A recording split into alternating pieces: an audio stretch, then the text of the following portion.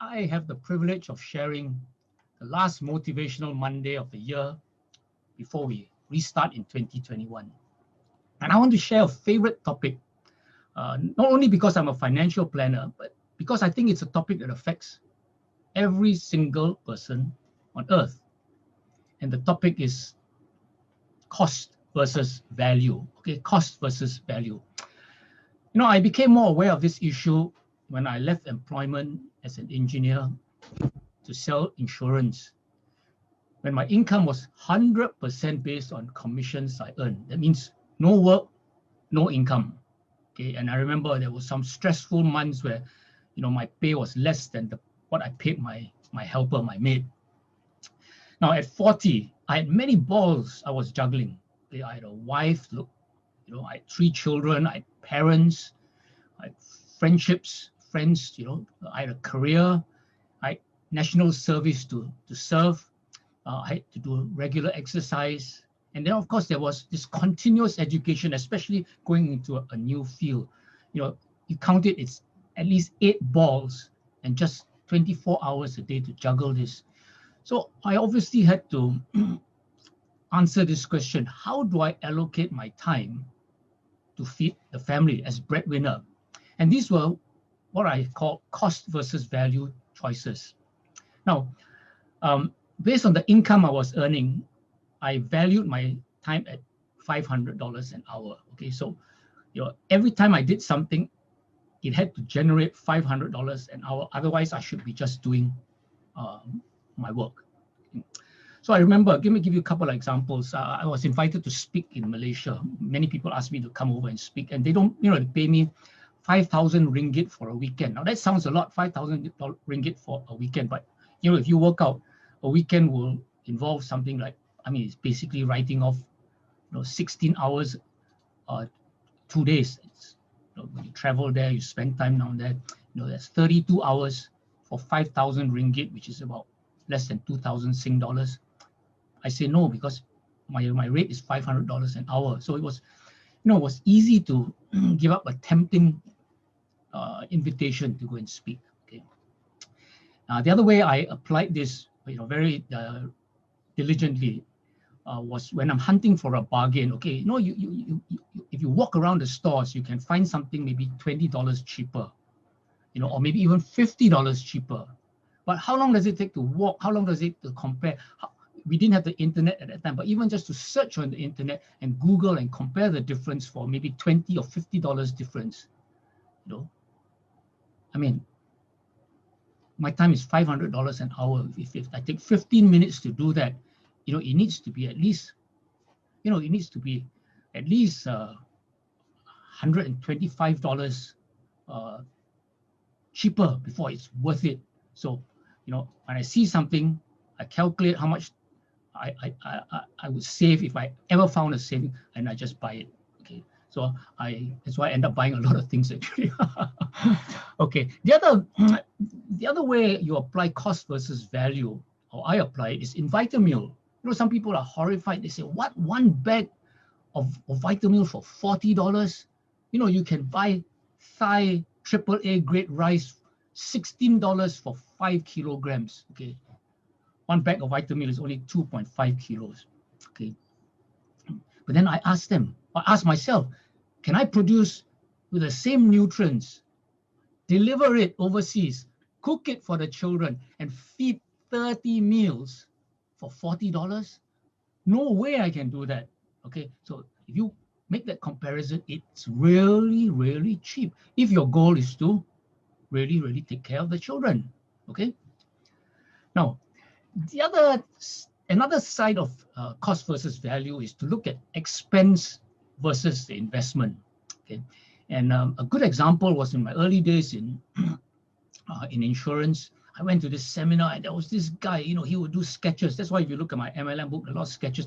I learned from this insurance giant called Roger Ziner. And so, he had fantastic illustrations. And I said, I wish I could learn, what some of his examples. And true enough, he had this book that he was selling. So when I went out to the bookshop, I saw this thin little A5 book out there for $135 Sing dollars. I did a quick calculation. I said, if I photocopy this, it won't cost more than $10. And true enough, when I went overseas on insurance, people invited me to share overseas on insurance and all that. And I saw that, in Malaysia, you can buy the book for 10 ringgit, okay, a photocopied book. But I made the decision then, I'm going to buy this book. Okay, I'm impulsive, I guess. I just needed to have this book. And because I paid $135 for this book, I studied every illustration, even the boring illustrations. And there was one illustration, just nothing but charts, numbers, with a title called Grandpa. That means a little son, saying to his grandfather, a grandfather buying, a book, buying an insurance policy for his grandson, And just on that idea alone, I became top of Prudential in my first year. Okay, little investment, a little expense for a huge investment. And in Asia Works, the leadership program, it's really, really cheap compared to the basic program and the advanced course. When you go to the leadership program, it's just about $1,000, and it's 3 months instead of 5 days. It was really, and a lot of people just jump into the leadership program because it looks cheap. But the problem about that is, when it's cheap, you don't mind the true potential. Okay, you don't mind the true potential, because the leadership program promises three things. Okay, that you will remove the words "I can't" from your vocabulary. Okay, that you will be a leader with certain characteristics which I talked about earlier. Okay, and that you will have a new relationship between time and results. Now, if you look at the people who never say "I can't," who have a who deliver more in the shortest possible time, and who are leaders, who are they? These are your CEOs, these are your ministers, these are your people who are earning, millions of dollars a month. Okay, so because you only pay $1,000 a month, we don't take it seriously. Okay, because it's too cheap or it's free. Okay, in the leadership program, people have to chase you all the time rather than you chase people because they promised you all these things. Okay, that's a problem when it's too cheap.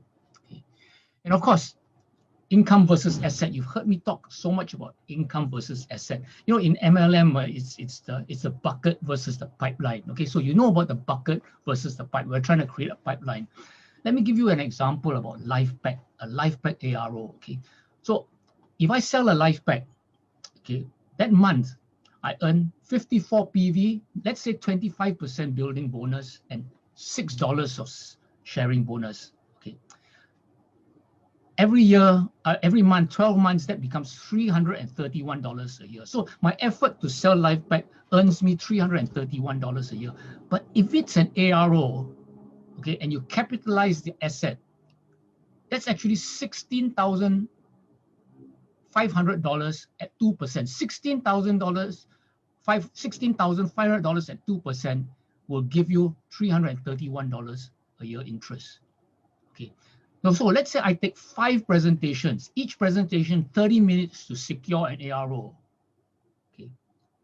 That works out to be a rate of return of my effort of $6,624 an hour. $6,624 an hour to do 5 presentations. I ask you, how many of you do 5 presentations to get a LifePack ARO? Half an hour, proper presentation. You don't even do that. Okay. Okay, and you lose out on a huge amount of money. Okay. The other thing I want to say is, associated with cost versus value, of course, it's a value mindset. Okay, and that top sales associates are masters at articulating their value to a seller. Okay, not just their price. Hui Swan talks a lot about. She's learned a lot about this. People want to know the value they can get.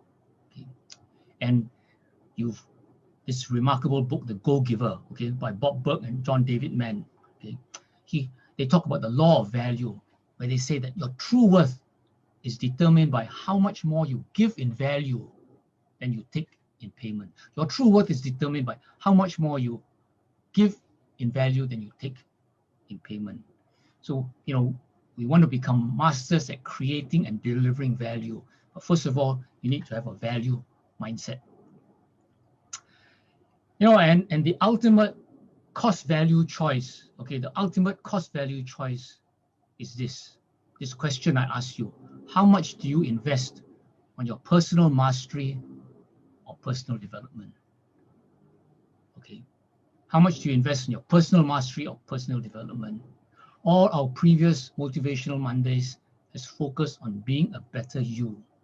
Okay, and there's a whole big topic about this. Okay, the cost you pay, the value you get from being a better person. You know this. You know what it is, especially in a business of attraction like New Skin. And of course, we talked about the cost of doing something. What about the cost of not doing something?